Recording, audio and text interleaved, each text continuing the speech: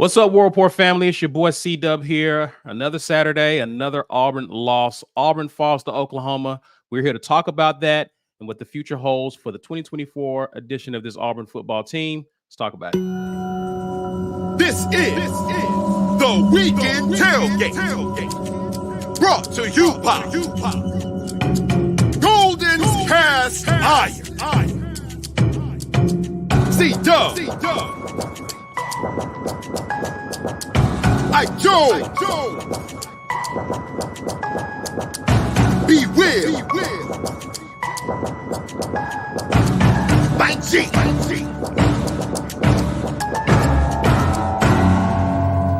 You are now listening to.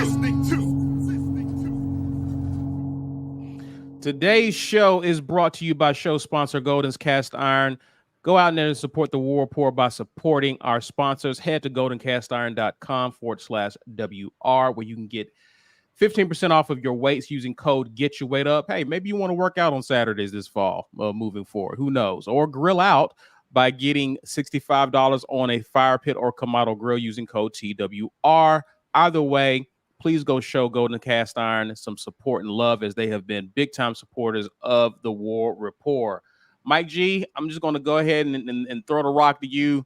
Tell the people about how they can become a part of the Green Name Gang, sir. Yeah, hit that join button and join us in our misery. It's hard out here in these Auburn streets, but if you get that Patreon membership, maybe we can help lighten the load from week to week. Don't love you. Also, hit that gifted membership button, guys. Help somebody else join our community of mourning here. Tough game on Saturday, but community makes a lot of things better. Speaking of community, in the community is Vintage 2298 Restaurant and Butcher Shop. Bring you guys lots of great eats. Drown your sorrows in a steak.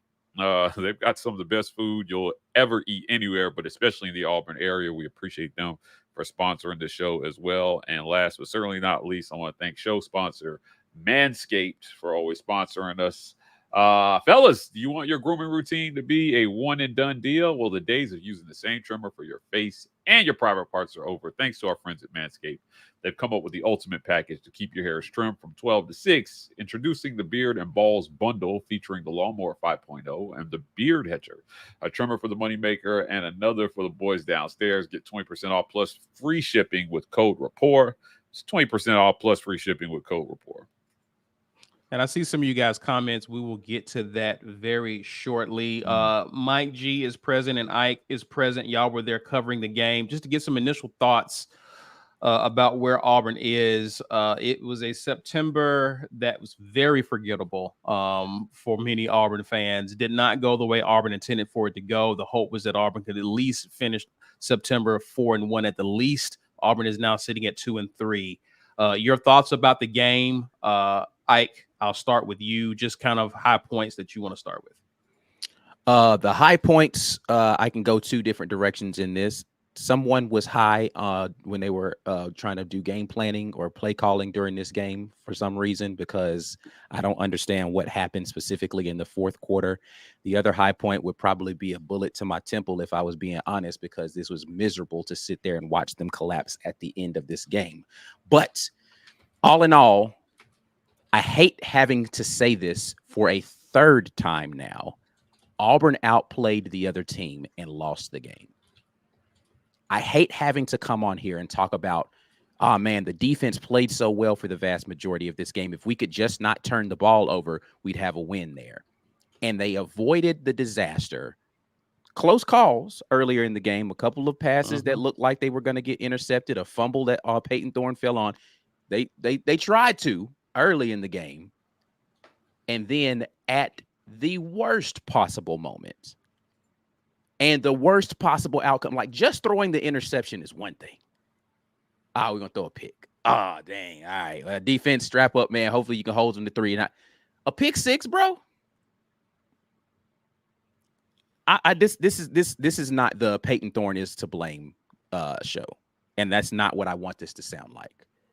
What I do want this to sound like is there is a team that inhabits Auburn, Alabama, plays their home games 5 straight at Jordan-Hare Stadium that absolutely cannot get out of their own way. It just can't do it. You played phenomenal football for all but like 5 plays. You had a bust on the first touchdown for Michael Hawkins, and you weren't lined up properly, and he goes crazy, right? You have a bust coverage-wise where K and Lee gets beat up the sideline that puts him in scoring position. You play great defense other than that.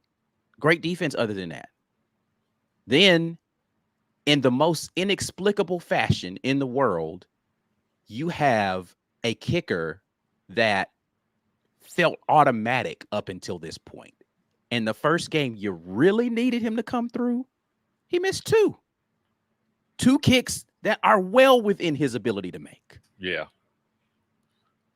And then lastly, you have Peyton Thorne, who by every metric had a good game, collapse at the end of the game and start making very bad decisions. Not just, man, he kind of like really, really bad decisions at the end of the game. And he couldn't have been more locked in the first half of that game. He's running the ball, taking big hits, popping up, all kind of swagger. And then for some reason in the fourth quarter, he was like, that's enough football for me today. I don't understand why this team cannot get out of their own way. I don't even want to get on here and pretend to be like, congrats to Oklahoma, man. BS, bro. No. No congratulations, Ike. No. All right. Y'all, Oklahoma is going not straight the to the reason. locker room after the game. Yeah. Come on, bro. I don't understand it, man. Like what is the thing that has allowed them, like there's some sort of governor switch on Auburn where it's like you can play well, but only this much. At some point in time, we got to cap it. Even though your talent absolutely allows you to play better. This is not a talent. You have not heard Coach Freeze in a pregame or a postgame say anything about talent at all this season. Not one single time has talent been a part of the conversation. So it's not that. We can throw that out the window. This year, it's all on execution and play calling. There's something amiss right now in the way play calling is happening on game day. The operation just isn't there. We're going to dive into that more later, but the operation of how they're getting to play calls and how they're setting up drives, it's not working. It's absolutely not working. We'll get into Hugh Freeze met with media as he does after every game, and we got some clips to at least discuss that and dive into that because he was asked some targeted questions about play calling and about some of the key things that happened in the game. Mike G, I do want to ask you this. Dustin, who joined us from the Uptempo pod, called it a culture of losing at Auburn. Ooh. There's a culture of losing at Auburn that it just seems that this team is just being haunted by. What are your thoughts about that? I've always lived by the belief that you are what you repeatedly do. 100%. So if you repeatedly make mistakes and are undisciplined, you're undisciplined. If you repeatedly lose, you're a loser. So, look, man, at the end of the day, they did some good things out there. Peyton Thorne was 6 of 7 on passes of 20 or more yards down the field.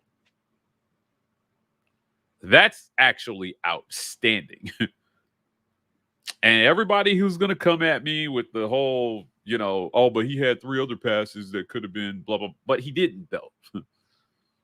But they didn't end up, right? So we're going to sit here and talk about what could have been. Like that. You could go either way with that conversation. The point was he had 1 pick. If your expectation of Peyton Thorne is perfection, then you're always going to be disappointed because he's not going to go out there and be perfect. So if you want to talk about the play that you think cost Auburn the game, you have to also talk about the plays that had Auburn in it. The deep bomb to Malcolm Simmons, hidden Cam Coleman, Keandre Smith, Lambert Smith. You have to talk about those plays as well, too. This is what Hugh Freeze said when he felt like it's working. It's working, right? What's not working is situational decision making. Yep. That's what's not working. Yes, Right. you have a plan, but your margin for error is tight with this team. So it comes down to situational decision making. And we'll get to a clip where he talks about some of that decision making on his part, because I felt like he owned a lot of it. But and I appreciate him doing that. I'm just saying, I don't care. Nobody cares anymore. This is where Dustin comes in. He's talking about culture of losing. Win. It's great. He took responsibility. Ike, if I go out right now and I borrow your car and I wreck it, and I come home, I was like, you know what? That was completely on me, dog. Yeah, like you can Shouldn't have ran that light. Let's just say we were driving your car wrecked. to SEC Media Days all the way to Dallas, and you got in an accident on 31 right there in Fultondale coming to my house. It's like, man, but I drove it almost the whole way without wrecking it. The wreck still happened. Doesn't matter. Yes, you drove all of those miles only to lose at the end. Yeah, my car is still totaled. Yeah, at the end of the day, my car is still totaled. And no amount of anybody taking responsibility is going to untotal my car. Right. Listen, I don't get the obsession with who's taking the blame and did he phrase it right. It's like, come on, bro. Especially if you keep losing. At this point, like I don't even I don't care. I want to correct I want to just make sure I clarify a previous statement when I said you are what you repeatedly do. These players are not losers. Right? These players they're phenomenal players. Yeah, they're not losers. Something isn't right in the gumbo. Right. But again, I just feel like situationally where opportunities, because you got to remember the other team this was a really good defense they went up against. The other team is trying to win too.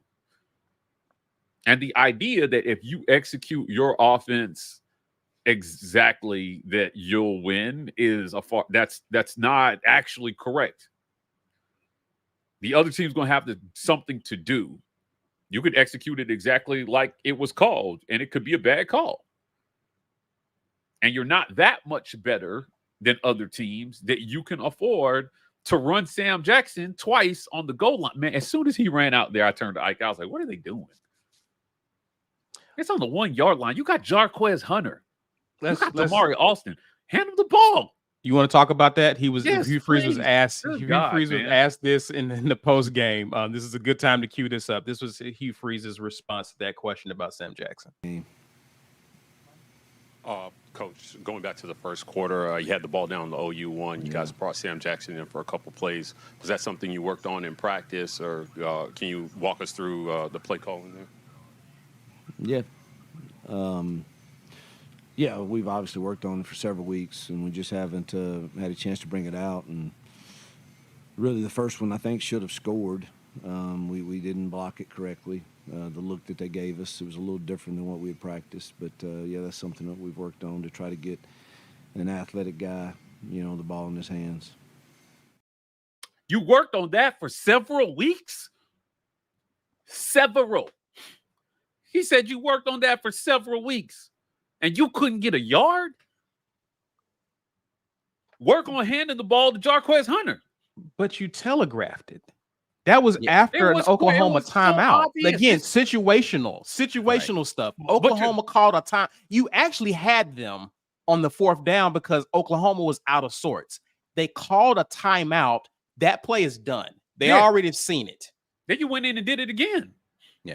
Yeah, that was baffling to me on a number of levels. And I turned to Mike and I said it during in the press box as well. I was like, I'd like to see them throw a fade route at one of these as well. You've got 3 or 4 guys that you brought in specifically to be able to do stuff like this. Correct. You didn't try that 100%. A single time. Not one time. You've got power backs that have been getting tough yards for you. You didn't try that. And then PT tries to take one on his own. He probably should have handed off. I was just like, yo, what are y'all doing, bro? Like, y'all are not like, this can't be what you went to the sideline and talked about. You couldn't have gone to the sideline and said, hey, we're gonna do the most obvious thing in the world and hope that it works. Like, again, I'm not against Wildcat situation. I really am not. What I am 100% against is being so obvious in the way that you call the play for it. Yeah. No motion, no eye candy, no nothing. We're just gonna snap it and run a QB sweep essentially, and hope that one of the best defenses in the country can't defend it. What? Yeah, we keep hearing repeatedly, oh, we got to teach it better. We got to teach it better. When you have things that are widespread, I mean, we were all in college at Auburn. You remember at the end of every semester, what did we have to fill out? The professor evaluation. Yeah. Because here's the thing, and I don't know if they still do this. Obviously, it's been a long time for all of the three of us, but if all of your students are failing, or even most of them, you might have a bad teacher. And there's something to look at. As a matter of fact, I think that it used to be that you had to pass a certain percentage of your students at least every other semester, or there was going to be some scrutiny there. Everybody, you can have a hard professor, but everybody can't fail because we all got into college together. So we're all not learning. What are you teaching? How are you teaching? How are you at week 5? And you're saying we didn't block this right. Yeah, we worked on this for several weeks and then we didn't block it right. What? Come on, man. The call was bogus. I'm sorry, the call was bogus. And they got cute and they overthought it and it failed. I don't even think it was overthinking. I think it was underthinking, actually. Like, you just said, oh, we're going to get into the situation. We're running this play. And again, from a design standpoint, it was terrible. And the decision number one, bad. But how you've designed it doesn't even give you a high probability of success. This kid to run east and west versus on this defense. He's not even running straight ahead. You're not even asking him to run straight ahead. Yeah, it's one of the best run defenses in the country. They're top 30 in the country against the run. But he knew that. He said that coming in the press. He said this is a defense that's given up one explosive run play. Yeah, all year long. Auburn had several explosive run plays on them. So your run game was working. Yeah, you give it to Jarquez there, and they get stopped. We're probably not even having a conversation. They just made it. Yeah, they were just better. They just won. But I really felt like Auburn beat themselves there, and I start there because that was early in the game, and you turned the ball over, so that's a potential 7 points there. Right, at least 3. At least 3. If you kick a field goal, right? Because you turned it over on downs. I guess. Right, maybe. And so it's hard for me. Now, listen, we lived through an era where we watched that one kid. What was it? Was it Byram that went down to LSU and missed like 5 field goals? Which was it that went down there to LSU? I think it was 2005. He missed like 5 field goals. It was 5 or 6, maybe. Oh, yeah. And Auburn lost by 3 in overtime or something. The chat could help us out. Help us out, chat. Oh, it was so bad. They toilet papered his house and everything. But look, my heart goes out to Towns. It does. Vaughn. Was it Vaughn? Yeah. John Vaughn. No, somebody said it's Duval. No, it wasn't Duval. No, the Duval was not Duval. Duval was like early. That was early 2000s. Yeah, John Vaughn sounds more correct. John Vaughn was it. Because Les Miles was the coach of LSU during that game. My heart goes out to Towns. Yeah, it does. However, if we can sit here and we can beat up on Peyton Thorne, and we can get on and we can rake the receivers over coals for years for missing passes, he's got to take some heat here. Brother, you got one job. Make the kick. One of them wasn't particularly difficult. I said he missed 2 kicks. Honestly, he missed 3 times. Yeah. He missed one. They got a penalty. He got a reprieve, and he missed it again.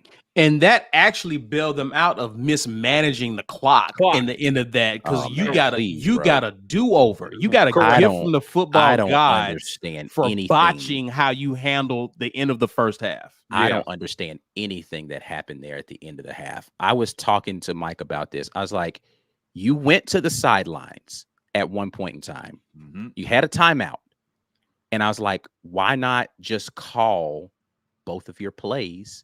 No, that wasn't the end of the half when he did that. That was second half. I was like, why don't you just call both plays from after the timeout rather than doing all this extra stuff? Because you know if you're going to run it. But end of the half, they freaking throw a pass in the field of play to Keandre Lambert-Smith and try to run the field goal unit on really quickly. Right. Which made no sense whatsoever. And I'm like, no sense okay, for the play that and was called. This gets back to something you mentioned, Ike. What are you telling Peyton Thorne in the communication in his head? Correct. What are you telling him at this point? Do you guys remember a few years ago when Auburn played South Carolina and they lost at South Carolina? And it was like 4th and 12 or something from like the 18, but there was no time to get a first down and get up and spike the ball. So you only had 2 choices, right? You only had one choice, really. Make sure you get a ball in the air in the end zone. That's it, right? Because your only other choice maybe would have been a one-step drop and then fire it at the first down marker to maybe get up there and spike it, right? But the quarterback does the only thing he can't do there, which is try to run the ball from almost 20 yards in and get tackled. Yeah. There's the only thing. And in my head, I was like, okay, but did the coach remind him of the situation and say, look, don't get tackled with the ball in your hands, period. You're not going to run this one in, run around back there, do your bow thing, and then launch one up. And if we lose, we lose. That's it. Situational awareness. So I was kind of fighting Ike on this, and because he was like, why did you call the timeout there? And I was like, well, I kind of get it. And then they ran the play they ran. And I was like, okay, I see what you're talking about. It's like, so the reason why it doesn't put one make in the sense, end zone, right? And if you don't get it, then you kick the field goal, but you don't need the timeout because the clock is stopped. Again, on the incomplete guys pass. Who jump ball, 50-50 guys. You got 50-50 receivers now. That's what you said you went out and got, right? Those little 10 yards that they got from that pass did not help that field goal at all. Like, you weren't getting a better look at the field goal for Towns by throwing that. Like, if anything, you put it on the right hash. There was literally nothing that made any sense. So whether that was Peyton Thorne's decision, a play call, like, there's nothing about that makes any. There shouldn't have been a route that was short of the freaking end zone unless it was going to be like running, like not a comeback route where he's got to go make a guy. Like, nothing about that made sense. It didn't help you get the field goal. It wasn't like, all right, well, we're at the 50 and we need 20 yards to make this a more comfortable kick. You were already in field goal range. That play made no sense. And then try to rush the field goal unit on there. And you luckily get a penalty, but like, you shouldn't even have been in that position. Yeah, just take a shot at the end zone. If you're just gonna take the field goal, then all right, cool. We're not gonna call a timeout. We're gonna let the clock wind down. Take the timeout right before. Were they scared of Peyton throwing an interception? Like, don't call a pass play. Don't call a pass play. Yeah, okay. You could have ran the ball and put it on the hash that you. I'm trying to. Now, where do you want the ball, man? You want it right hash, left hash, or middle? We're lined up on the left right now, coach. Can we get in the middle? All right, cool. Run up a run play up the middle, and then kick the field goal. If you're just gonna run the field goal unit on anyway, it makes no sense. No sense. Yeah, that was such a chaotic sequence. But to me, that whole sequence is symbolic of the situational awareness and play calling that we're complaining about today. That sequence was disjointed. It was like, all right, you know what? Let's just play for the field goal here. Let's line it up in the middle and then call a timeout and then just let our kicker kick it. Kick it on third. Yeah, play for a field goal there, right? Because you lost. You know, like, I mean, I don't know. Like, it just changes the complexion of the game. So, it was. And then he got, again, the penalty bailed you out. And he got a second chance. And I'm sorry, like I said, if we can sit here and we can take other people, you don't get a break because you're the kicker. You have to make that kick.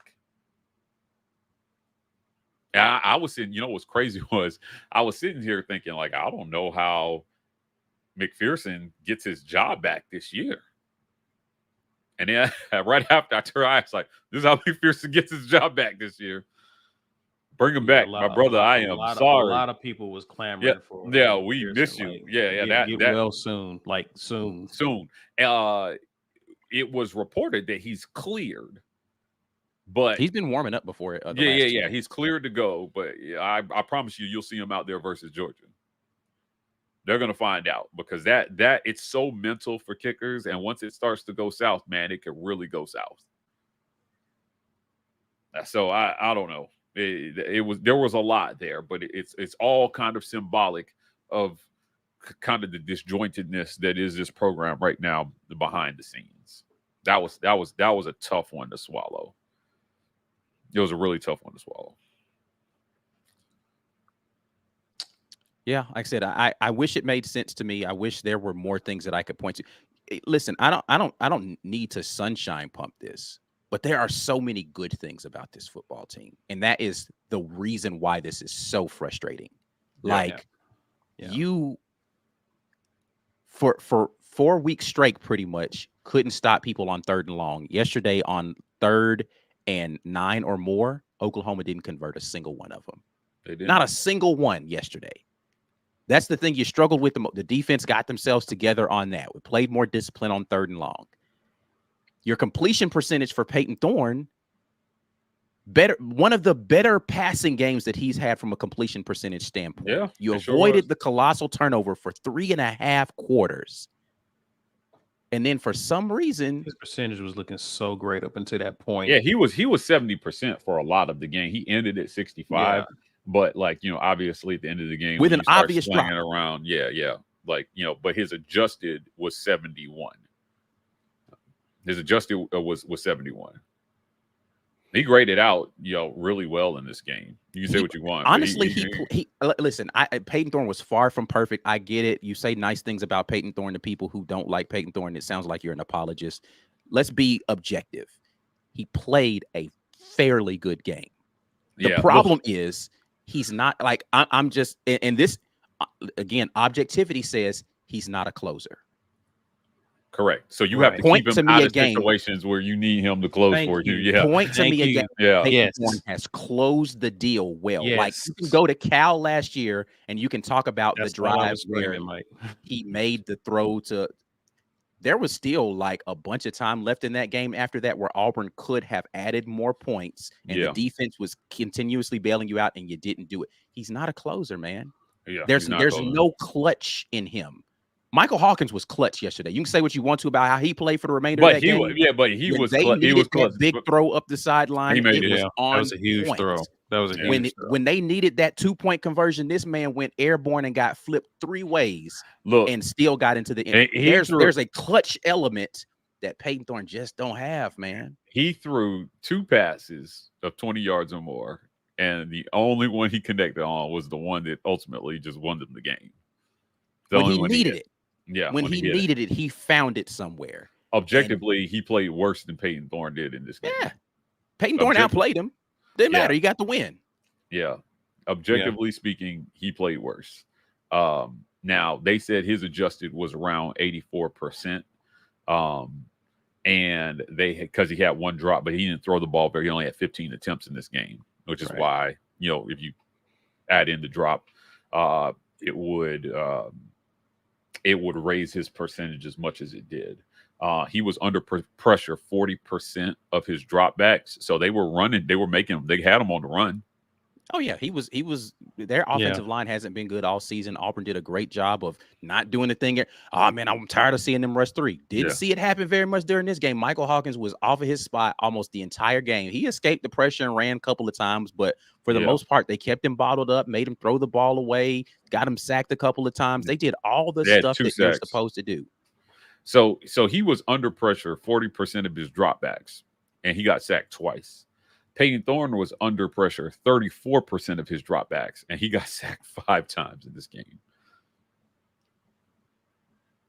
6% better protection and 3 more sacks. So it's frustrating. I get it. And anybody who's frustrated with the product, they should be, because Auburn fans showed up for this one. Guys, it was electric in the stadium. It was great. It felt like Auburn Jesus was paying us a visit there for 3 quarters. And, at the end of the day, it was more of the same that plagued them at the ends of games. Freeze was somber. Yeah, I went on Feinbaum on Friday. Nathan King joined me, and we talked about what potential disaster looks like. And I know people are going to be like, oh, you're gloom and doom and all this stuff. And I'm just like, no, I'm keeping it real. If they don't get this fixed, the conversation we're going to be having for the rest of the year is, not making a bowl game. Now, John Cohen, guys, went right before Nathan and I. And Feinbaum asked him about his, some of Freeze's comments in the media, the seemingly throwing the players under the bus, and some of the things he's been saying. Cohen pointed to the amount of guys who exited the program over the last 3 or 4 years, and said, "Hey, they're trying to make it seem like a rebuild." Right, is what they're selling. They're selling a rebuild. That's bullshit. And I get that he has to say that, right? Like, because what else he's going to say? He's got to express confidence in his guy. He's not going to get up there and doubt his guy. That would hurt recruiting, and I get it. But I'm telling you, that's bull. And where Auburn is at right now is you got better talent, and the results are objectively worse. This is why last year, when we defended the wide receivers at times, we're trying to tell people, look, they may not be the best wide receivers in the world, but the systemic issues that are plaguing this team are a bigger detriment to their development than anything else. And you're seeing, and some of the players that have left the program are doing better other places. And I would not say that there's a greater amount of talent, so much more at some of these other places than there is at Auburn right now. You just have to know what you're doing with it. So I'm not in the fire freeze camp. I'm not yet. But we'll see where the year lands. We'll see what they do for a QB in the portal, right? Or from high school. We'll see if this recruiting class holds together. No. You got to go to the portal this offseason, because listen, you can't, because he won't even play. No, he won't even play. Go ahead, Mike. I'm not talking about QB specifically when I say the recruiting class. I'm saying, if this recruiting class in general that you have, this historic, does it hold together? Because none of these kids have signed yet. Right. And if you miss a bowl game, and you can still hold it together, man, you could probably assume that some dollars was dished out somewhere. Extra. Some deals was renegotiated. I mean, this is becoming a very, very hard sell here. So all I'm saying is, look, check back with me on the end of the year, and the results have got to be different. They've just got to be different. The idea that just get a bunch of dudes and you can win, Jimbo proved that it's not.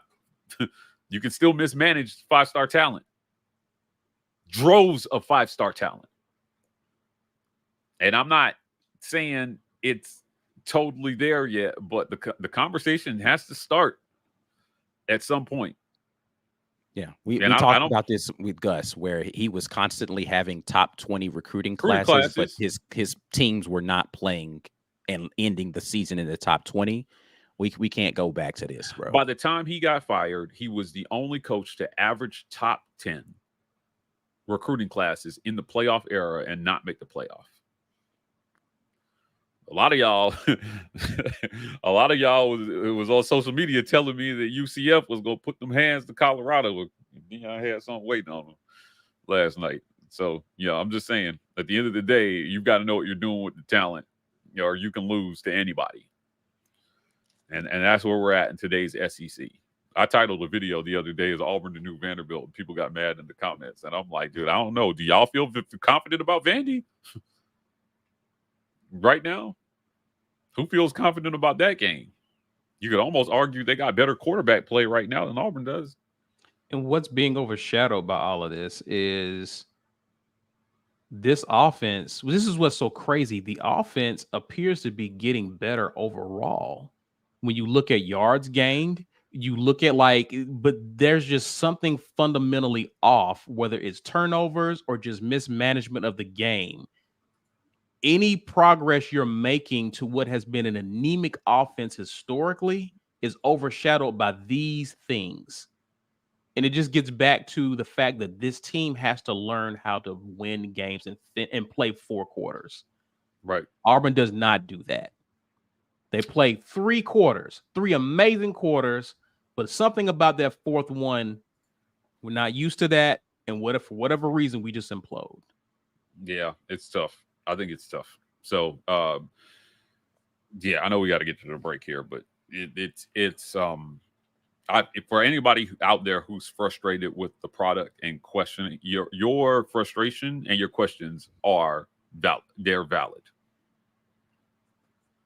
Because I know what's going to happen. Whenever we have something like this, and a flood of comments will come in. I had to stop listening after 10 minutes because y'all was too negative. At some point, you just got to live in reality. And there are podcasts out there that will pump sunshine up whatever this at 2 and 3 is. Right? You know what I mean? Yeah, and they may be able to deliver that to you in this moment, but I'm not there. All right, guys. We will come back because a lot of you have commented super chats. We will read those after the break. We appreciate you being here with us. Share this video, smash that like button, and please subscribe to the channel. We'll pause for a minute and we will return. This edition of the War Report is brought to you by our generous sponsors. The Opelika Rage Room in Opelika, Alabama. The Rage Room is a place where anger and stress find their ultimate release. Call or text 334-777-6688 to set up a session today, or check them out online at opelikaRageroom.com. Golden's Cast Iron. Whether you work out, grill out, or chill out, you deserve the best life possible, and Golden's Cast Iron is here to provide the tools to help you do it. Check them out at goldenscastiron.com. You guys know the deal. Become a patron. Lots to talk about. Basketball season is coming. Ike's going to be all over that for you guys. I'm going to be there at some of the games as well, too. We're going to be covering that at a high level. Bruce Pearl just landed a huge recruit, and we're looking forward to basketball season. It's coming up here, and women's basketball is going to be on fire this year. So stay tuned to the War Report for all that. Give the gift of the War Report by hitting that gifted membership button. Saw a few memberships given away so far in the chat today. We appreciate you guys for doing that. I want to thank show sponsor Rogue Shop. Visit rogueshop.com and use code REPORT to get 15% off your order. Rogueshop.com. Let them know that the War Report sent you. I got Richard taking care of you guys there. Also, the War Report Podcast Network, bringing you guys lots of great audio-only content. Auburn Express, Up-Tempo College, Luke just a sec. And I got Josh Marler over there at the Sooner Spotlight celebrating this morning while we commiserate. Josh, we love you, bud, but go to hell. Also, this show is brought to you by the Autograph app. Visit your phone's App Store and download the Autograph app today. Autograph is your one-stop source for the best news, tickets, scores, and swag to power your daily sports fandom. Being a fan is hard work. Let Autograph do the heavy lifting. Follow your favorite teams and leagues and get informed with the best articles, podcasts, and videos in one place. Each article read, each video watched, and podcast listened is counted as an act of fandom. And as you complete acts of fandom, you earn coins and level up in your team community. Autograph has tickets to all your favorite teams' games, and best of all, you'll never pay hidden fees when you purchase through the app. Join the fandom revolution today and download Autograph in your phone's app store today, where real fans meet real rewards. Autograph. Guys, Autograph is 100% free as well, too. Like, it's one thing we ask you guys to do that helps us a ton, but costs you nothing. Just download it and use code rapport when you sign up. We needed about 100 people this month. I got to check and see where we're at, but we did really well last month, and we need 500 people on here. Should be 500 people downloading the Autograph app. Greg Wheatley asks, should Freeze bench Thorne at this point and start planning for the future? Despite Freeze making some questionable decisions yesterday, we are a QB away from being 5-0. Starting for what future? Planning for what future? If you don't think that your quarterback is on this roster, you're just trying to get through the season. All right. So, like if you think Hank Brown is the future, then sure. But I think that he showed that he's not leaning that way because he didn't give Hank a whole SEC game to mess up. Right. He got a half and he got pulled. I don't see how outside of injury, I don't see how he goes back to Hank Brown at this point. Another password reset says 3 L's and it's not even October. He's already in hate mode. I feel your pain, brother. I just feel your pain. Just want the system to fall. Yeah. Jordan Ingram. I always say that. Jordan Ingram with the 499 super chat says, I'm still looking at the box score, still trying to process how we blew it. That's what we said before, right? Look at the losses. If you did not see the game and you just look at the box score and you took away the score, you swore Auburn won the game. This one was even more baffling because you didn't have 5 turnovers. Yeah, 1. And maybe a turnover on downs is kind of like a turnover. Robert Stockton with a $2 super chat. Missed what you commented there. But Bo Bonner says, hashtag it's only week 5. That's poking fun at Dylan. Yeah, poking fun at Dylan. I mean, that is the reality, though. Again, I'm not super sunshine pumpy today. And you don't really, nobody who's left on your schedule is a guaranteed win except for maybe ULM. But it is still only week 5. And again, you're really beating yourself at this point in time because you've outplayed 2 decent defenses in the SEC, Arkansas and Oklahoma. Now you're going to have a chance to maybe close the door and play another good defense in Georgia that has been struggling offensively. But can you figure out a way to do that? Right now, there's nobody giving you a shot to do that. The only people that probably have any belief, and I don't know where that is, that Auburn can win this game are probably in the Auburn locker room right now. And if you figure out a way to do that, does that make it all better? No. But it does at least start to turn the momentum. But it is only week 5, and you still have a lot of football left in this season. And that's, I said this last time, that's if you're a player, that's what you've got to do. That the mindset you have to have is, I got a lot of season left to play. And we got to figure out how to take it 1 week at a time. And if you can do that, and you can pull off some shocks, but it's going to take you locking in a lot more for 4 quarters. Just to note, Georgia still totaled 519 yards of total offense last night. A lot of that was in the second half, too. Oh, yeah, boy. It was crap in the first half. Oh, it was. Carson Beck, I mean, good God. Like, turning it around in game the way that he did was incredible because it looked like it was done. And I was like, well, this type Carson of game Beck actually did not play well for the most of that. He had 4 turnovers by himself. He did. Threw but 3 it was picks and had a fumble. Yeah, it was all first half, though. I mean, after the half, he was a completely different player. I mean, he ended 27 of 50 for 439 yards. They were playing from behind, so the volume of throws there does not surprise me. But good God, they found plays when they needed it. I mean, they held the lead for 13 seconds, and then they couldn't figure out how to stop Ryan Williams from doing a triple axle while catching the ball. I don't even know what the hell. Remember, we almost got that guy. Yeah.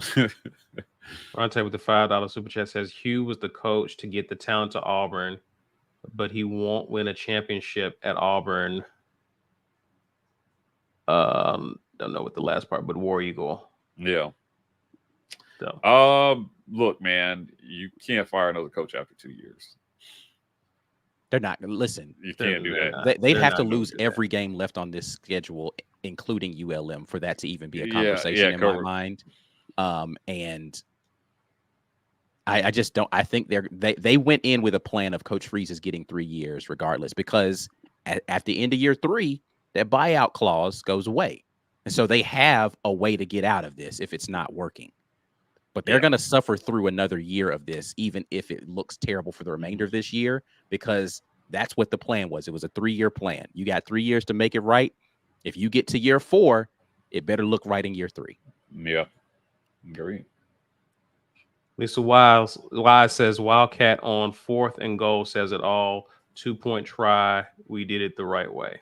If you've been watching this show for any amount of time, you know how much I hate Wildcat. I hate it. I hate it, and I hate it with a player that it felt not in the flow of the game at all, that you just inserted him in there to score a touchdown. You're going to run the Wildcat, run it with Jarquez Hunter. I don't mind Sam Jackson. I just think because he is a passing threat, you have to give some additional eye candy with it to make it look like there's another option besides he's going to run it around. Well, that's what I thought initially. I was like, if he's in there, he might throw it. That's what I thought. They didn't even give the perception that he might throw it. That was my issue with the design, is that he actually has run quarterback stuff. So you can run everything in your offense right now. You can run the jet motion stuff. You can run your your read option stuff. You can run the little option, the speed option. You could run all of that stuff, but no, we just hike the ball, QB sweep. That is the most vanilla, unimaginative crap I have ever seen with a guy who has the ability to do all. Like, why do that? That didn't make any twice. You did it twice. Yeah, that's stupid. In a row. Yeah. You didn't do it like once in the first half, and the second time back to back you ran that. It just doesn't make any sense, man. Not when golly, man, not with an offense that's struggling like this. You don't do that, man. You just don't. Anthony Long with the 1999 super chat. Appreciate that, man. He says Coach Hugh Freeze shouldn't have put Peyton Thorne in a position to make a bad decision. Call run plays, not RPOs, and the game is won. Give 27 the ball on the goal line, not Sam. Seems like everyone in the world knows 27 is our best player, but our staff. Look, I do want to say this. One of the reasons why I think you saw Jarquez get off kind of like, it was about second quarter where they started really trying to move the ball, and definitely in the third. The pass game was an actual threat in this one. They had to respect the downfield pass. Right. They did. I felt like they could have leaned into it a little bit more at the end of the game. But part of the reason why the run game was working against this very, very stout run defense is because you have to have balance. Auburn does not have the type of team where they can just line up and run it down a team's throat without at least the threat of the pass. Hugh Freeze understands that. So I didn't have a problem with how much they passed in this game. I have a problem with the situations in which they passed at times. Jarquez was juking back there. He was getting upfield. Man, he looked good in this one. Having a good game. Yeah, I mean, well, he ended with like 97 yards rushing by himself. He averaged 5.7 yards a carry. Per carry. Yeah, that's the first time. Every 2 times he touches the ball. Yeah, just use him. So, like, statistically speaking, on the 1 yard line, you give him 2 shots, he probably gets in. I like him over trying to do whatever they did with Sam Jackson. But yards after carry, right? Yards after contact. Yeah. Like he's going to get you an extra yard. Yeah, he has a chance to not go down on that first tackle attempt. Right. So I just thought they got too cute, man, with it, man. And sometimes it's just simple and just line up and let your players have the ball. I like that they involved Malcolm Simmons more in the game this week. So that was heard. Right? They ran some plays for him. The first one, I think Ike went for 0 yards. It was like a quick out or something. Quick screen or something. Yeah, right. But they ran it again, and he is able to get some more yards in the second. Yeah, man, and he can beat anybody down the field. That boy knows how to get behind the defense. Peyton found him in stride. He had to adjust a little bit on the catch, so I don't know if that was the throw or the route, but he put enough air under it Peyton did for him to be able to make the adjustment and easy touchdown. And kudos for Peyton on that, because that's been one of the biggest critiques of him is throwing an inaccurate deep ball. 6 of 7. He put it on the money. He put it on the money on yesterday. So I will give him that. Tiffany Byers gifted 5 Warport memberships. Thank you for doing that. God bless you. Small Time Republic. This is an interesting comment. I don't understand the confusion on the routes. So there were several times where the receivers would go one way. Peyton Thorne would think they were going the other way. There was one because I pointed this out during the game. Like, it was like, what's going on? There was one that I thought was going to be an interception, and I didn't know if that was confusion on the route or like Peyton, like the DB was coming from the right sideline, and he threw it, and Keandre Lambert got to the spot fast enough so that wasn't a pick, but I thought it was a for sure fire pick. So, you know, again, I think that's one of the plays that when fans are after, they're saying, oh, well, that could have been an interception. And I'm like, okay, but let's just wait, because I don't know if that ball was thrown where it was supposed to be and the receiver was going the other way. I didn't know what happened there. Right. But yeah, there was another one where Keandre was clearly running like a go route and he threw it out. Yeah. I mean, the one with Cam Coleman where he runs the post. Yeah. And then he throws it down the sideline. Yeah. That's even early in the game, Camden Brown ran it in, he threw out. Like there was several examples of that where the receiver thought one thing and Payne Thorne thought the other. Alan Berry with the $5 super chat says, I hate to be negative, but I feel like it's somehow going to get even worse for Auburn this season. Yeah, I just don't know how it gets I don't think better. That's an unpopular take. I think a lot of people think it's going to get worse for Auburn. Worse, yeah. Look at the schedule, man. Look at October slate. Like, who are you going to beat? Again, Kentucky just took down Ole Miss. And the reason for that is this was supposed to be the cushion month. Like you stack W's in this month in preparation for what's ahead. You didn't take care of Cal, you didn't take care of Arkansas, and you had a winnable one against Oklahoma, and you lost all 3 of those. Yeah. Where's the hope for what you could do on the road? So that's not, I mean, that can be viewed as negative, but if you're looking at it realistically, anything Auburn does negative in the month of October, you already had 5 wins or 4 wins going into this road stretch. So right. That's why the fear is there for a lot of fans. Someone just changed their name to Fire Freeze to the $2 super chat. It says, would a 2-10 record surprise you this year? Ah, come on, man. 3-9. Yes. 2-10 would surprise me. No one said 2-10 beginning of this season. I mean, and if they did, you knew they were trolling, right? Yeah. Yes, this would be a surprise. JT Martin with the $4.99 super chat says, I'm mad at Hugh too, but to say we aren't in a rebuild is wild, but I saw a lot of good from yesterday from a bad team. That's my viewpoint the rest of the year. Respond to that, Mike?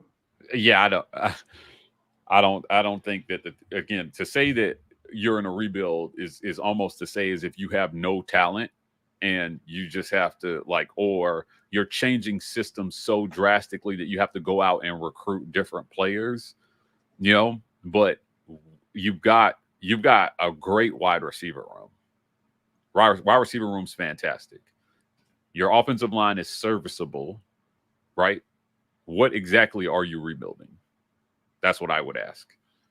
Yeah, what are you rebuilding? I don't disagree that Auburn was in a rebuild though. Like clearly the talent gap between Auburn and the teams that they're playing is significant and really had been growing over the last few years. And so trying to replenish that, especially the route that Coach Hugh Freeze is taking, which is I'm not going to be heavy in the portal to do that. It's going to take time to get those young players the experience and the ability to come in and compete consistently the way that he wants to. The statement that you're in a rebuild to me is not a crazy one. In the midst of the rebuild, the way that it's looked has been crazy to me, though. Like, I just don't understand why it's looked so disjointed. Like, the operation of the things just doesn't seem, it doesn't give you a case in point. When Nick Saban took over a bad Alabama team. They went 8-5 because he knew how to operate a system of things around things that made the organization look like they were moving in the proper direction. 7-6, excuse me. But it's still, you could see, okay, we're players away, not organization away. Like, okay, we need to get better players and we insert them. Right now, I don't feel like the stuff that's happening it's not a talent issue. The organization around it is the problem. Well, that's how I define rebuild, right? Like if you're not, it's year 2 and we're not. I don't. It's not a talent issue. So when I say rebuild, I'm like But getting when rid we of started, everybody it was and a talent issue. finding other people, right? Like, and they didn't get rid of everybody. Like you did better last year, and now you're doing worse. This isn't a rebuild problem. Even if you say you're rebuilding, your problem isn't that you're rebuilding. Like you said, the problem is what you're doing during the process, right? Like, so I'd argue again, it's both, though, is my point. Yeah. I mean, to use the word rebuild makes it sound like it's an excuse for what we're seeing, I guess is where I'm at.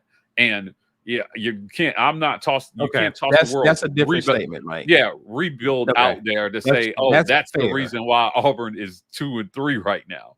Rebuild has nothing to do with this 2-3 record that we're watching. Okay, that's fair. Yeah, that's fair. To me, rebuild is two things can be true. To the discussion. We're in a rebuild, but that's not what we're seeing here. Yeah, it's not what we're seeing. We're not seeing rebuild issues. We're seeing something completely different. That's fair. That's absolutely fair. Wardank Eagle with the $5 super chat. He says 5 wide on 3rd and 4 when we were up by 11. How does Freeze still place this much trust in Thorne? Look, you have what you have on your roster. I don't look. He started Thorne. Thorne went out there and threw for over 300 yards and a few TDs. He had 1 pick. Again, if you take out the timing of the pick, everyone would look at that stat sheet and he said he had one of his better games at Auburn. It was a terrible pick, though. Like, I'm sorry. Like, it was bad. I mean, it was bad, but like, again, I'm not watching perfection other places, right? Carson Beck can have a bad game where he throws 3 picks in 1 half. Peyton Thorne can have a bad game. He threw 6 bombs down the field and they were all caught. The difference is when they needed Carson Beck to come up big to take the lead in that game, he did it. And that's my issue with Peyton Thorne. I'm not saying Peyton Thorne's got to be perfect, but dang, can you stop effing up in the crunch time when in the moments where you need it the absolute most? Can you please show up? Because you're the only guy that ball is getting snapped to every play. Everybody else has to do something as a result of what you do during that play. Can you stop effing up in the critical moments when Auburn needs it from you? You can't be a front runner your whole career where you're only going to play well when Auburn's up. If that's going to be the thing, then you can't be the quarterback at a program that has these kind of aspirations. You can't be that guy. You got to go find somebody else. Well, but I guess go ahead, well, Mike. I'm saying you can be the quarterback if Hugh Freeze is the coach. But I guess my thing is, Ike, is Auburn didn't need Peyton Thorne at the time they started imploding. They needed Jarquez, and they didn't. I don't disagree with that. Here's like, okay, so this is a thing. That's why I'm pissed off coaching. I agree with everyone's sentiments of you run the ball in that situation and live with the results. Okay. Here's where I don't actually have a problem with throwing because in retrospect, if he hits the pass, you're like, oh, that's a clutch throw from Peyton Thorne and a gutsy call. You're playing the results at that point in time. My issue is, and this has been my issue in a lot of the situations, it's not necessarily the decision to go for it. I thought the decision to go for it on 4th and goal was the correct decision. I tweeted as much before they came back out from the time. I was like, regardless of how this goes, I think the decision to go for it is correct. My problem is the play call you decided to go with. I don't have an issue with you deciding let's throw for it on this 3rd down when we have the ball 3rd and 4, 3rd. That's not my problem. My problem is why that play? Of all the things that you could do, why that one? That's not a good play call for this situation. So yes, you set him up for failure because you didn't call something good that lessened the chances that he could screw this up. You actually said, hey, I'm going to put a lot of faith in a guy that has given me nothing to be trustworthy. I don't have a reason to trust him. I'm Cardi B out here still talking about how much I love. What are you doing? He been cheating his whole life. Cheating his whole life, and you just like, oh, but I love him. He's not the guy. Get a divorce and shut up. Or live with the results that you get from him.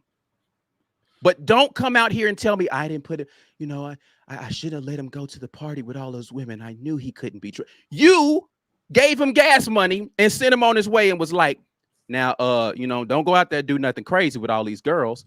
That's your fault. That's on you. He ain't the dude, man. I'm sorry. Like, playing well for 3 quarters ain't enough. It's not. 3 quarters of good football does not eradicate the fact that moment after moment after moment for a year and a half, you have come out here and you shot blanks, boy. You can't shoot blanks. Not in the crunch, baby. Yeah. The crazy part is that now you're in a situation where you have no choice, like you said, but to go to the portal for like if Hugh Freeze is going to be your coach in 2025, you have to spare no expense to go out and get a portal QB and hope that there's somebody serviceable there. Not even serviceable. I'm sorry. He's got to be good. Yeah. No, the serviceable went out the window. Yeah. You got to have a playmaker. Serviceable was this year. Yeah. You got to go out and you got to get somebody fantastic to save your job here. That's it. And that guy has to believe that he can be the difference, or that you're that close and he'll be the difference, or that you're going to call it right. To your point, you've painted yourself into this corner where now year 3 has to look phenomenal. If you had shown progress to this point in year 2, you could live with like an 8-win season next year and pitch progress. Now you got to go out there and blitz people next year. Yeah, I'm telling you, I got fried when I told people, if you take away the recruiting, his year 1 wasn't any better, if not worse, than Harson's year 1 was. I mean, year 2 is starting to look a little harsh. And now you're headed backwards. And I had concerns then, but I didn't want to go full negative. It was people were like, Auburn fan more, you don't like Auburn, you hate you. This isn't even negativity at this point, though. Like this is just objectivity. Yeah, it's objectivity, right? I just said, look, objectively speaking, 6-7, embarrassing bowl loss, heartbreaking Iron Bowl loss, just toss in the G5 loss, and it was worse. Quarterback issues the whole season. That was Harson's year 1. As a matter of fact, I wouldn't even say he had quarterback issues. He just had Bo get hurt. Right. In his first year, objectively speaking, Bo was having the best year of his career up to that point under Harson. What's crazy is that includes the disastrous Georgia State game, right? Yeah. But like after that, it's like he woke up some kind of way in LSU and he started balling, and then he got hurt.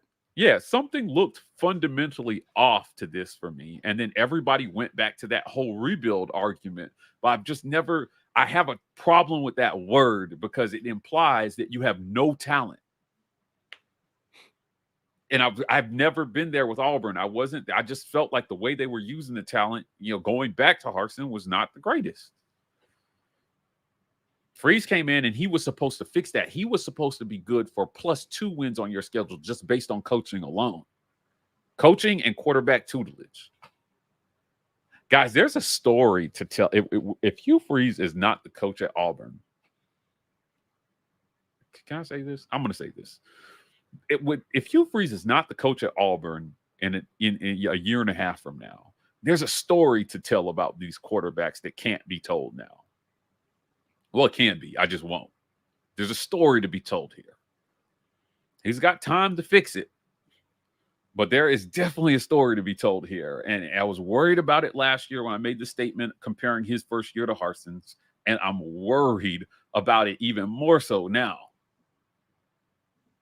I've just been very reserved on it because everybody gets in their feelings when you start suggesting like, hey, maybe this doesn't look right. They've still got time. And I hope that he gets it together because, look, man, if Hugh Freeze is out of a job tomorrow, he's going to be all right. financially, I'm saying. Yeah, but Auburn is going to be in a world of hurt. Yeah, but yeah, the fan base, the kids, man, the kids who committed here, the people, even the people who work for Freeze. My homegirl Janine used to say it all the time. She said, Mike, when a coach gets fired, he's okay. People don't talk about the 50, 60 families that get displaced. And they're not getting $1 million buyouts. They got to go find other jobs, and they've got to uproot their families and pull their kids out of school, and they got to do all these things. But I hope for the kids' sake, this year, what I hate for this year is, man, there's no way this isn't hurting Jarquez's draft stock right now. Any kid who had pro aspirations, you're getting less of a look playing on a team like this. Yeah. We all know the guys on the winners get looked at first. It's a reality. Hopefully, some team will look at Jarquez and be like, well, he squats 700 pounds and you know what I mean? He does all the things and he impresses and they take him based on that. But man, dude, he's sliding right now. Yeah, he's sliding right now, man. Should have been a 2nd round pick. 3rd round pick. If he goes any lower than that, I think it's a result of what we're seeing right now.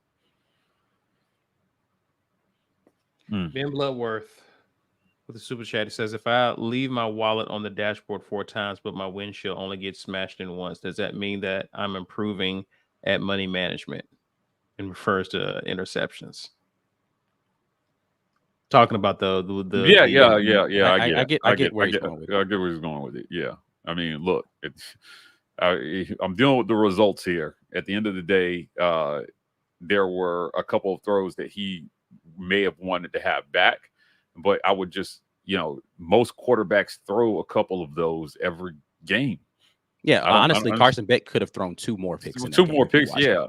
Right. One of them would have been a pick 6. Yeah, that happens to the best of the quarterbacks at times because, it just happens. Miscommunications happen. Like I said, I have some questions about the routes there.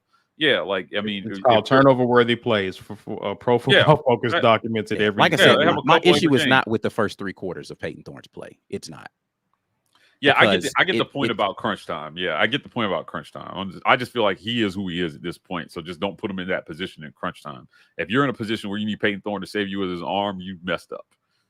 Yeah, that's right. That's the reality of who you are today, right? Like I think Ike's point is very valid about him not being a crunch player, but Auburn had done so much up to that point to where you didn't even need that version of Peyton Thorne. And you put us in a position where you needed Thorne to be great in crunch time. You failed. All right, man. War Eagle, everybody.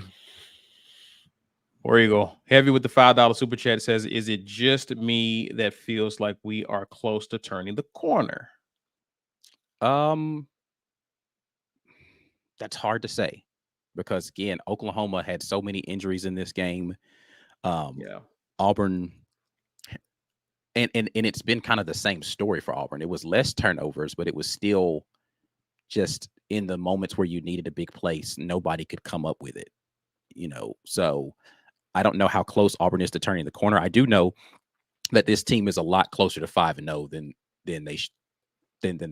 it looks like. But if you can't finish, then it doesn't like none of this other stuff matters, right? Like y'all watch the Olympics. You watched runners get out of the block slow and still win races, right? Like finishing and winning is ultimately what matters. You can take a lot of solace in, man, we did well, first 80 meters. Hey, man, close the last 20, bro. Close the last 20.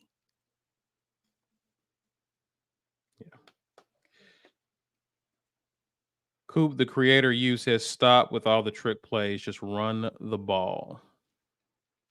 I wouldn't say like that Wildcat play isn't even really a trick. Like you didn't even try to trick them. You basically said, hey, we're going to run the quarterback right at you. Stop it. There was no trick involved in that. The only trick play they really ran that entire game was the throw to loop deal that Peyton Thorne had where that worked. And then Jarquez Hunter with the fake flea flicker thing that he's done now for 2 weeks in a row. That worked. Everything else been kind of standard stuff. No imagine like this for some reason, the imagination has left Auburn sports. Like, you're not even trying to do anything that indicates, man, we're going to really get them with this. Or You're at just the very deciding, least, you got them thinking about, ooh, like there's some eye candy here. Like that could be something. You don't even slow something, down the man. linebackers, safety. Like again, the Jarquez was an example of one, the fake flea flicker. But It yeah, feels like arrogance at this point in time that I know it's going to work, so we're just going to keep running it. I watched Remember the Titans this weekend randomly I don't even know why I started watching that movie, but he ran the veer and he was like, I got, I run the veer. It's like, I forgot what he said. It's like something, you give it time, it works. Like, I'm just going to keep running what I run and eventually it's going to work. And I'm not telling you don't run your stuff. I'm just saying every now and then in certain situations, when it's third, fourth down, goal to go scenarios, do something a little different that they didn't see coming on an early down so that if it doesn't work, you have time to go back to the stuff that you want to run. That's all I'm saying. All I'm asking for is a little bit of an imagination. That's it. I just want you to understand the situations Auburn's in and make better decisions. Lisa Wise says on the 2-point play, we put a QB under center with two backs behind them and said, "Stop us if you can," and they couldn't. Yeah. Heavy with the $5 says these kids played their hearts out. Proud of them. I'm proud of them too. I hate it for them because I know this hurts because they did did enough. 80% of I can't point to a single player that I felt like had a bad game. Even with all the stuff I just said about Peyton, I don't think Peyton Thorne had a bad overall game. No. Right? Like, there's not a single player that I'm like, man, what's called in. I even said this. We were up in the booth and we was getting into the fourth quarter. I was like, man, they haven't called Jalen McLeod's name very much. Like 2 plays later, he gets a sack, and then another couple plays, he gets another big play. And I'm like, well, there's J Mac right there. I don't think anybody had a bad game. And that's where, again, if you're in that locker room, you can say to yourself, like, we got this. Like, we're really right there. We just got to finish. But the problem is, how do you figure out how to finish? Oh, you're right. Lloyd Daniels just said the kicker had a bad game. You are 100% correct. That is the one player that had a bad game. And that was, honestly, your kicker doesn't have a bad game. We're having a very different conversation. So, yeah. Sure. Tiffany B says, didn't Sandra Bullock tell Coach Freeze to run the damn ball years ago? Will he ever learn? Appreciate the super chat there. I don't know if he'll ever learn. We are yet to see. To be determined. Robert Stockton with the $1. Appreciate you. Justin Williams says, why throw it on 3rd and 4, but didn't throw it on 3rd and 10 before the missed field goal? I think Freeze panicked in his play calling in the last few drives.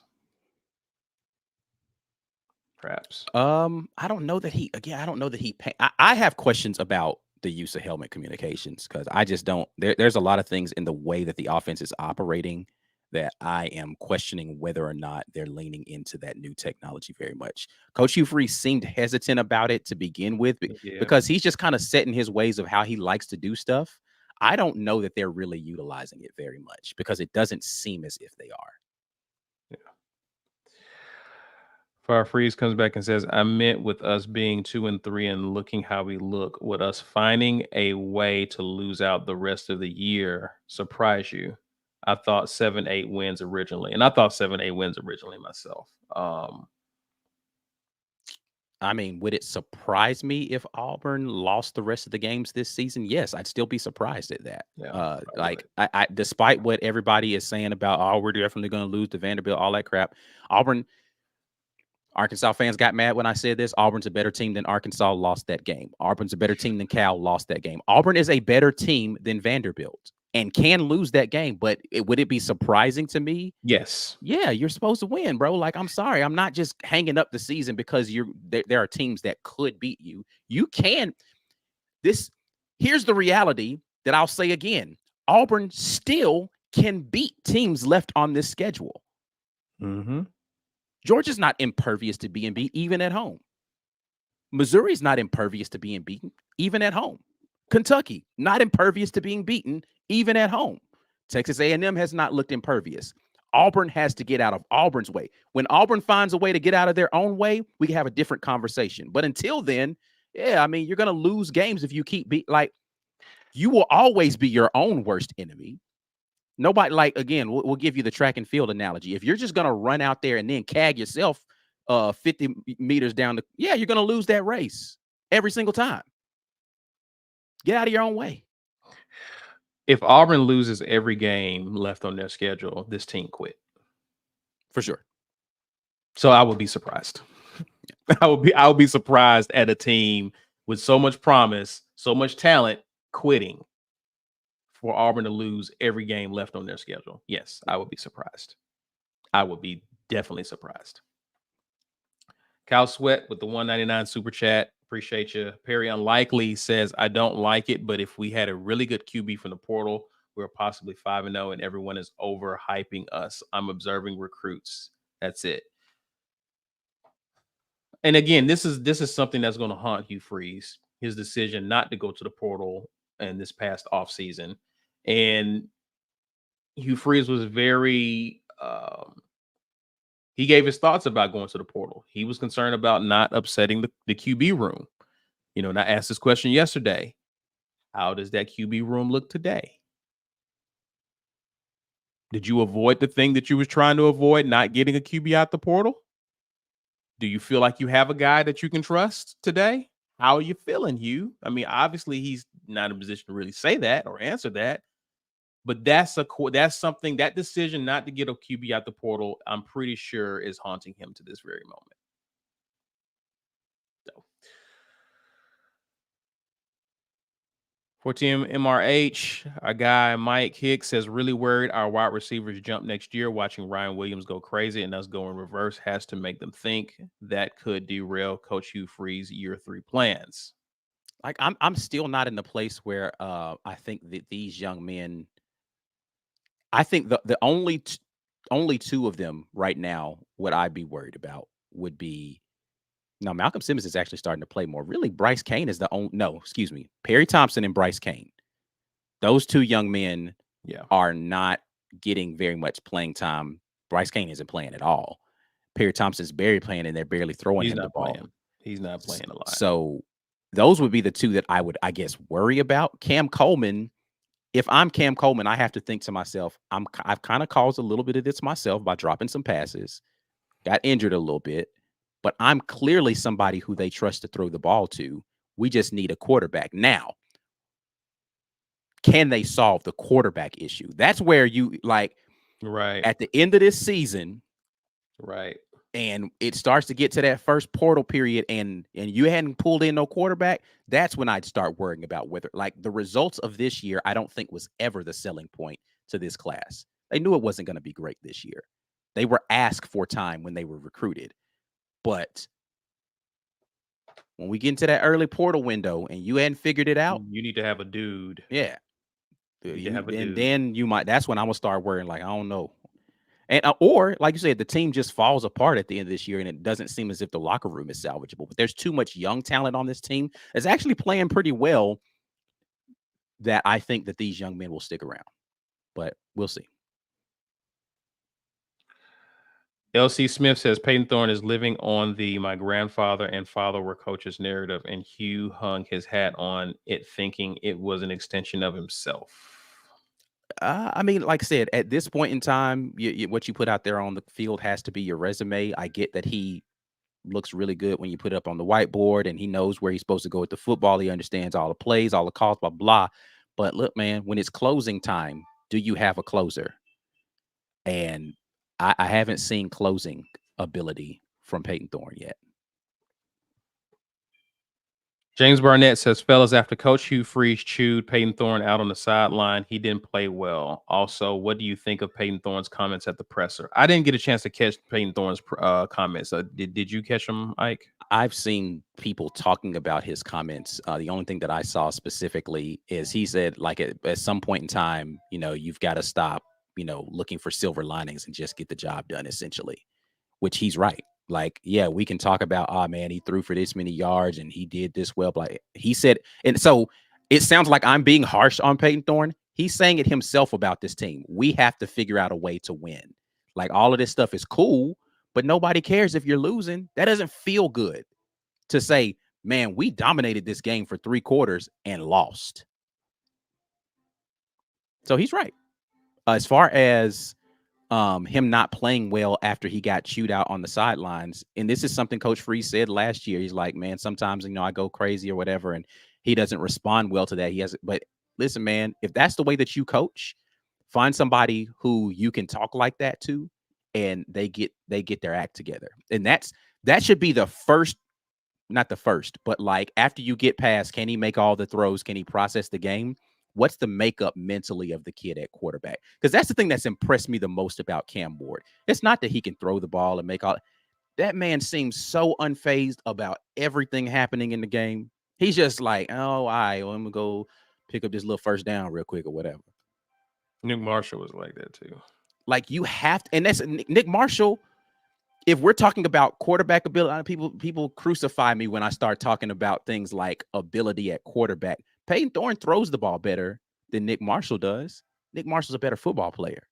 Like we got into this whole thing about Tim Tebow. Tim Tebow's a better football player than Robbie Ashford. I still think Robbie Ashford arm better than, but whatever. I know that video made its circulation around social media for a long time. But you have to have a guy that just knows how to win when it's time to win, man. Now, that's the one thing I actually think Walker White might actually have that. He might have that, you know what? I might not be the best like arm talent in the world, but when it's time to just win football games, I just know how to come up with plays. I think Walker White might have that in him. But we'll see.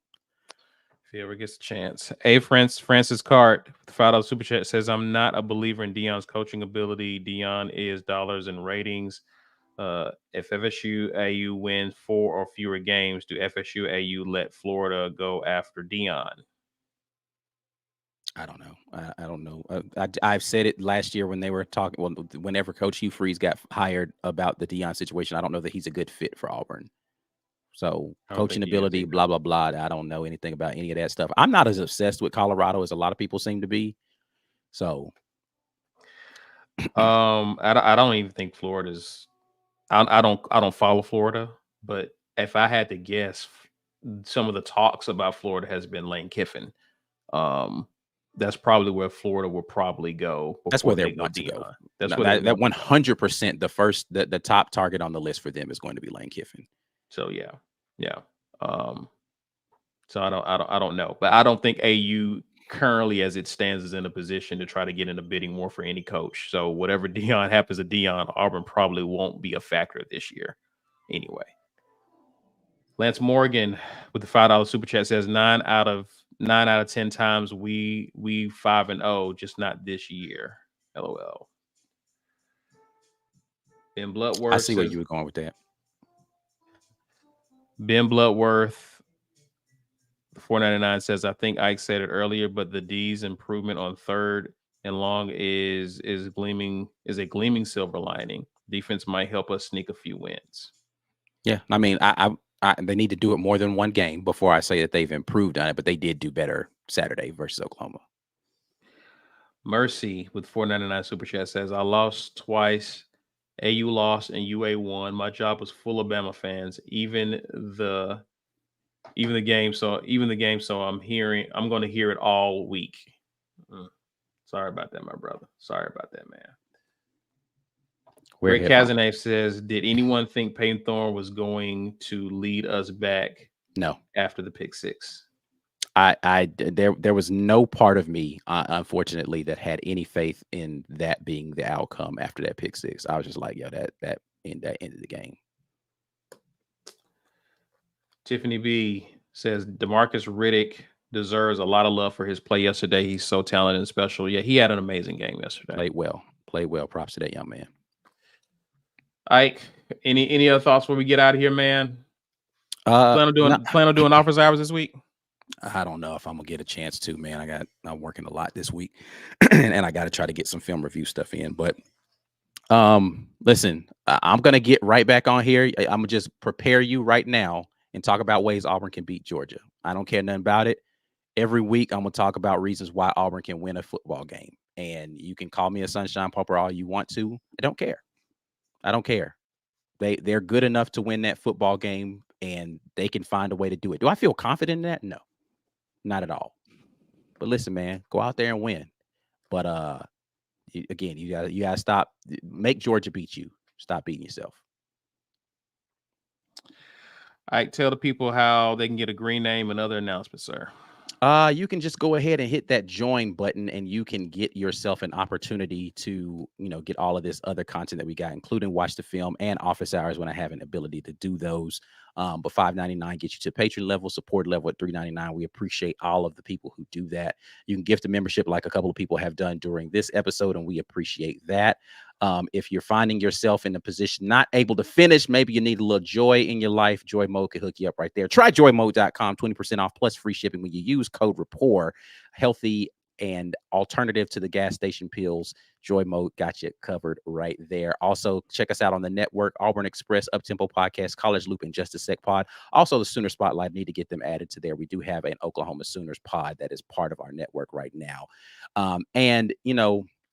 I know everybody might need to work out. Maybe it's not Joy Mode. Maybe you need to work out your frustrations. Well, head over to goldenscastiron.com/WR. Use code Get Your Weight Up to get 15% off of weights, TWR, $65 off of fire pits and Kamado grills.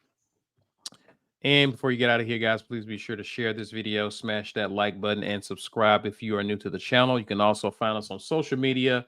X, formerly known as Twitter and IG, at The War Report. You can also find us on TikTok at TW Report. It's it for now, guys, but we will have content throughout the week. Hugh Freeze's presser will be on tomorrow. We'll release the clips of that, as well as Mike G talking about it on Tuesday with Charlie 5. Other content, be on the lookout as we preview next week's matchup with Georgia on the Midweek Report. A lot of content coming your way. Be on the lookout for it. Enjoy the rest of your weekend. And as always, War Eagle. War Eagle.